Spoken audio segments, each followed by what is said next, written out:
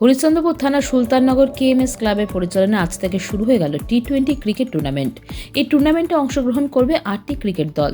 7 দিন ধরে টুর্নামেন্টে সুলতাননগরের মাঠে খেলবে কলকাতা সহ বিহার, উত্তরপ্রদেশ, মহারাষ্ট্রের বিভিন্ন এলাকার ক্রিকেট টিম। আগামী 22 তারিখে টুর্নামেন্টের ফাইনাল খেলা। ক্লাব সম্পাদক বুলবুল খান জানান, আজকে বস্ত্র বিতরণের মাধ্যমে টুর্নামেন্ট শুরু হলো। গ্রামাঞ্চলের ক্রিকেট খেলাকে ছড়িয়ে দেওয়াই ক্রিকেট টুর্নামেন্টের মূল উদ্দেশ্য। প্রতিদিন এই টুর্নামেন্ট দেখতে প্রায় 10 থেকে 15,000 মানুষের ভিড় হয়। বিগত 13 বছর ধরে টুর্নামেন্ট এলাকায় হয়ে আসছে। আজ এই টুর্নামেন্ট উদ্বোধন করেন রাজ্য যুব তৃণমূলের সভানেত্রী সায়নী ঘোষ। এছাড়া তিনি টুর্নামেন্টের মাঠে উপস্থিত ছিলেন জেলা স্তরের বিভিন্ন তৃণমূল নেতারা। টুর্নামেন্টের বিজয়ী দলকে 1,60,000 এবং রানার্স আপকে 1 লক্ষ টাকা পুরস্কার দেওয়া হবে বলে জানান উদ্যোক্তারা। উদ্বোধন ম্যাচ সুলতাননগর কেএমএস ক্লাবের মাঠে।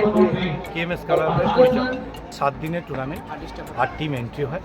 ফাইনাল 22 ফেব্রুয়ারি, 21 ফেব্রুয়ারি আমাদের গেম থাকে। তো আজকে এই খেলায় আমাদের সাইনি বি আসছে, আরও মালদা থেকে অনেক ক্রিকেটাররা আসছে। তো যারা এখানে উপস্থিত হয়েছেন সম্পূর্ণ দর্শক, যারা আমাদের গেস্টরা এসেছেন তাদেরকে কতটা টিমের খেলা আছে? আমাদের 8 টিম।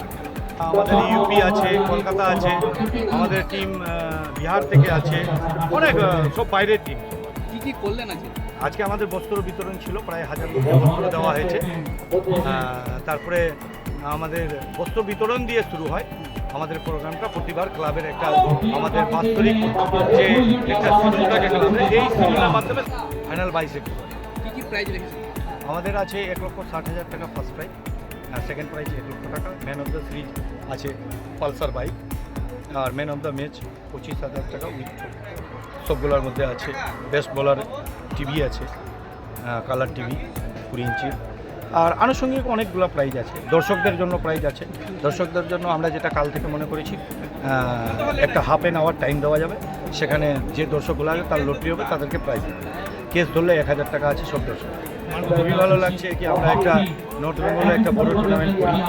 এটা আমাদের কাছে একটা গ্রামে, ওতপ্রোত গ্রামে, যেখানে আমার বিহার লোক এখানে করতে পারছি, খুব ভালো লাগছে।